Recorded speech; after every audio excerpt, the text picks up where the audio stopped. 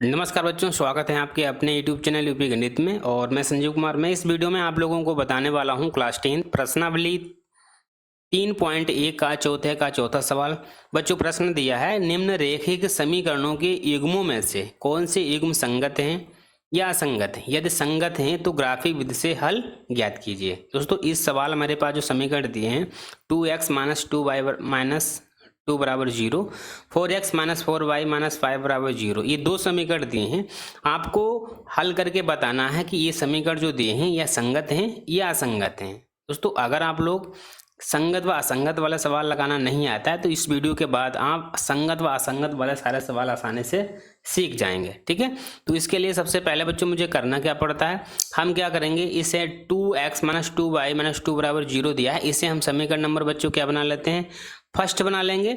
अब इस समीकरण जो मेरे पास फर्स्ट बन गया है, इस फर्स्ट की तुलना कर देंगे, किससे कर देंगे, समीकरण फर्स्ट की तुलना कर देंगे और किससे, a1x + b1y + c1 बराबर 0 से। ये हमारा समीकरण जो दिया है, इस समीकरण की तुलना करने से समीकरण 1 से मुझे क्या निकालना है, a1 b1 c1 निकालना है। इसलिए मैंने समीकरण 1 की तुलना a1x b1y + c1 बराबर 0 से कर दी। अब हम कैसे पता करेंगे a1 का मान इसमें कितना दिया है। देखिए, x के जो गुणे में होता है बच्चों, देखो ध्यान से समझना है आपको, x के जो गुणे में होता है, x के गुणे में क्या है, a1 है, तो समीकरण में मुझे देखना है x के गुणे में कितना दिया है, 2, तो a1 का मान बच्चों कितना हो जाएगा, 2 हो जाएगा।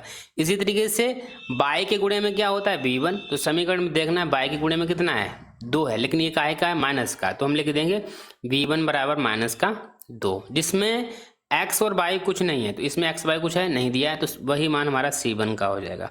तो समीकरण फर्स्ट से मैंने a1 b1 c1 आसानी से निकाल दिया। जो काम मैंने समीकरण फर्स्ट में किया है, सेम वही काम मुझे समीकरण सेकंड में करना है, और जिससे a2 b2 और c2 को आसानी से निकाल सकते हैं। तो हम क्या करेंगे, समीकरण इसे हम 2 बना लेंगे।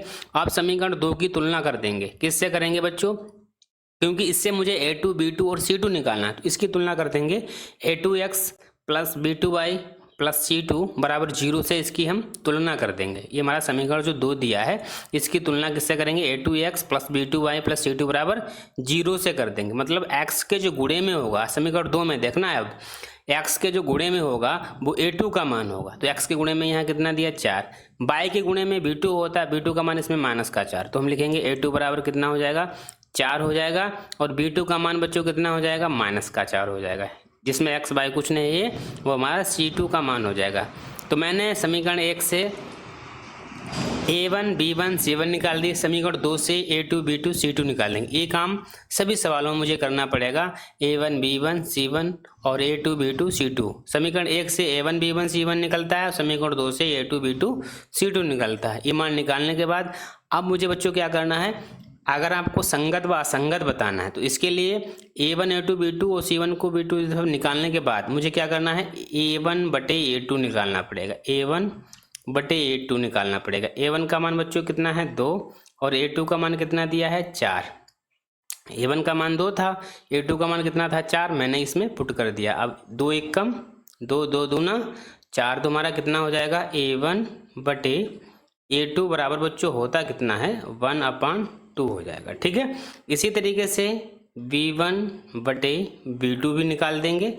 b1 का मान -2 है, -2 रख देंगे, और b2 का मान -4 है, तो -4 कर देंगे, माइनस से माइनस कट जाएगा, 2 1 कम 2, 2 दूना 4, तो b1/b2 का भी मान हमारा सेम आया। जो मान a1/a2 का आया वही मान b1/b2 का आया। अब करते हैं c1/c2 निकालेंगे। c1/c2 का मान बच्चों कितना आता है, तो हम क्या करेंगे, c1 का मान रख देंगे ऊपर और c2 का मान रख देंगे बटे में, ये माइनस माइनस कट जाएगा, तो c1/c2 का मान इन दोनों से डिफरेंस आया, इसका मान 2/5 आया, जबकि a1/a2 b1/b2 का मान 1/2 आया।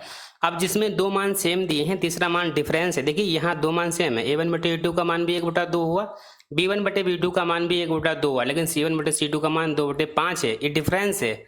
जब डिफरेंस होता है तो मुझे एक बच्चों शर्त लगानी पड़ती है। शर्त कौन सी होती है, देखिए a1/a2 बराबर b1/b2 equal to not C1/C2, मतलब 2 बराबर हैं, तीसरा बराबर नहीं है।